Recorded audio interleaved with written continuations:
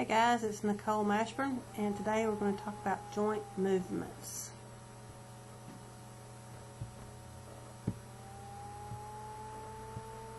Okay, so what we're going to do is basically talk about the different joints. You should have learned by now how they're named, what they do, if they're a synovial joint or like a joint that you might find at the knee or in your skull or at your elbow.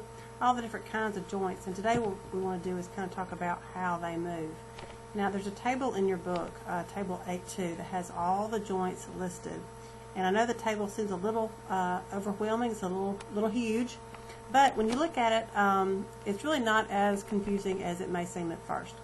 What I want you to take away initially is how they name the joints. Many times the joint is named based on the two bones, because remember, a joint is an articulation between two bones.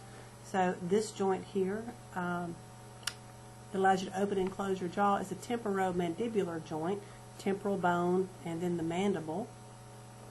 The joint here between your occipital bone and your atlas is your atlanto-occipital joint. So again, just look at these names, and that'll kind of tell you a lot of times what the joint, which bones the joint articulates. You can also see what type of a joint. Is it a synovial joint? Is it a cartilaginous joint? Is it a fibrous joint? And then here you can see, what does it do? Is it freely movable? Is it sort of movable, amphiarthrotic? Is it a flexor? Is it an extensor? And so just kind of go through these. And what I tell my students is just start from the top and just try to move everything and figure out what the name of the joint is and how it works. And these become real important when we learn the muscles, because a lot of times muscles are named based on what they do, and you've got to know the action of the muscles that we learn. You've got to learn that your biceps brachii, for example, in your arm is a flexor, which means it basically flexes your arm, or brings your elbow, brings your hand up to your shoulder. So, like I said, I've got this chart for you. It's from your textbook as a way to has everything on one nice page for you in your book. Now, when you're talking about joints, you want to talk about the types of movements, and we've broken these down into your gliding movements, which is basically like your wrist. These bones just kind of glide over each other. Your angular movements, which we call flexion, extension, hyperextension, abduction, adduction, circumduction. Now, to flex is to bring something to decrease an angle, like when you bring your arm this way, this is flexion. When you straighten your arm, that's extension. I've got some examples of hyperextension I'll show you in just a second. Abduction and adduction, a lot of times you're going to hear in the medical profession that pronounced adduction and abduction, and that is perfectly acceptable because adduction and abduction kind of sound the same. So you'll hear people say abduction or adduction. Now, if you abduct someone, what are you doing? You're taking them away. So abduction movements are things that bring things away from the midline. So if you take your arms out, you're abducting them. Bring your arms in, you're adducting them or bringing them closer. Circumduction is basically going in a circle. You have rotation, which is basically, rotating around something. So I'm going to show you a couple of examples of gliding movements. These are when flat bones kind of slide over each other, and some examples are your intercarpal and intertarsal joints and between the vertebrae. And so when you wave your hand like this, these bones are gliding. And again, go home, get in front of a mirror, and just kind of move your body and figure out what these joints are doing. Your angular movements, these are things, again, that change the angle between something. So flexion decreases an angle, extension increases an angle, and hyperextension is a movement that's beyond anatomical position. Doesn't necessarily mean you're damaging anything, it's just going beyond your anatomical position. So let me show you. So in your neck, when you bend your head down, that's flexion. When you put your head back to anatomical position straight up and down, that's extension. If you lean your head way back, that's hyperextension. So flexion, extension, hyperextension. And these are going to be flexion, always goes with extension. Those are their kind of sister movements. They're paired together. You can flex and extend your whole trunk. So if you bend forward, like when you're touching your toes, that's flexion.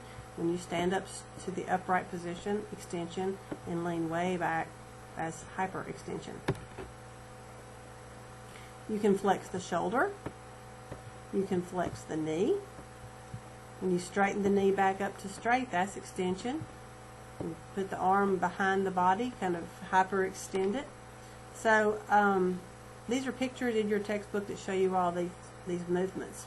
There's also, before I forget, in your blackboard, I put a link. It's to, I can't remember the nursing school. There's a nursing school that has all these joint movements, and there's a little short animation for each one. So if you're trying to figure out, if you can't quite figure out what the movement looks like, go to that website. You can find all the joints, click on it, and there's a little short animation that'll show you in real time what that movement looks like to kind of help you remember it.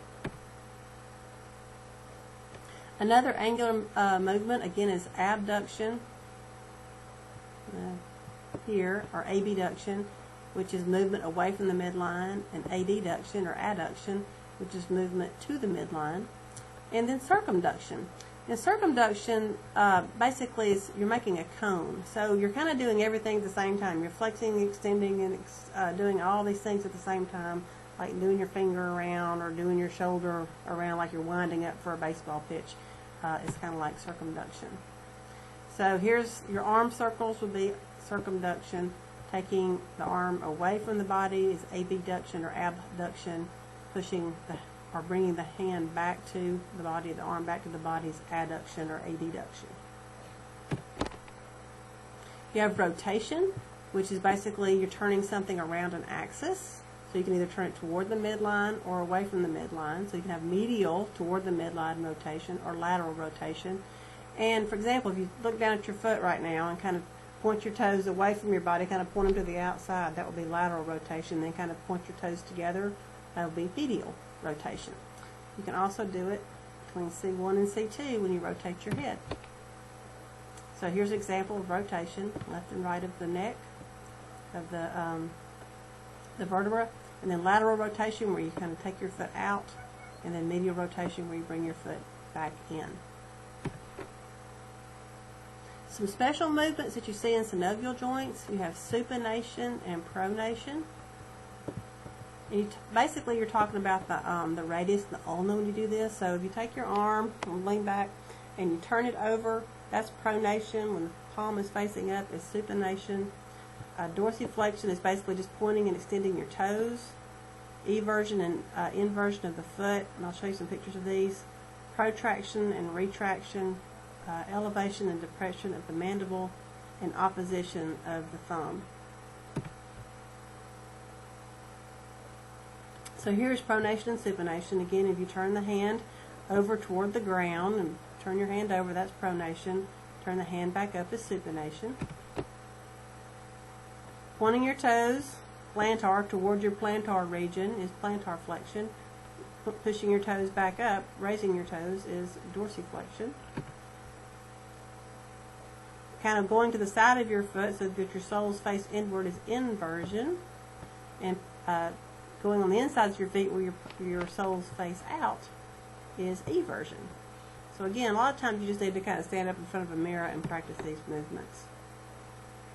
You have protraction of the mandible, which basically means you kind of jut your jaw out, so stick your jaw out and retract it. You'll bring your jaw back in. Elevate is close your mouth. Depress, open your mouth. So you elevate your mandible, depress your mandible.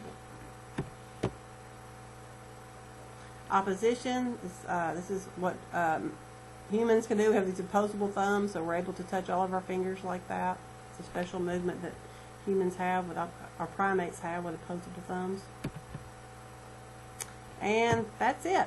So hopefully, like I said, just look at that chart in your book, go through these pictures, go to that website, and you can learn all your joints. Stand up in the mirror, practice them, because the better you know them now, the easier the muscles are. Because you want to talk about muscles, you want to talk about what they do, what their action is. Are they a flexor? Are they extensor? Are they an abductor? Are they adductor? So if you know what those mean, you can remember what the muscle does. All right, guys, that's it, and I will see you next time. Thanks a lot.